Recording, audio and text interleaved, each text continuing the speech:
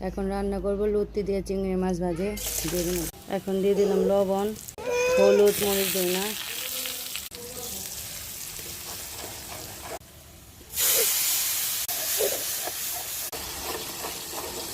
মশলা কষানো হয়ে গেছে, এখন দিয়ে দেবো চিংড়ি মাছ কষিয়ে নেব। এখন দিয়ে দেবো সিদ্ধ করা লতি, ভালো করে নেড়ে নেব।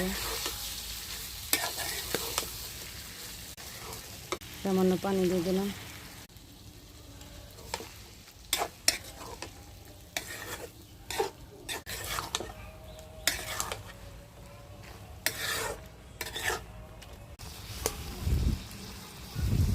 রান্না হয়ে গেল লতি দিয়ে চিংড়ি মাছ।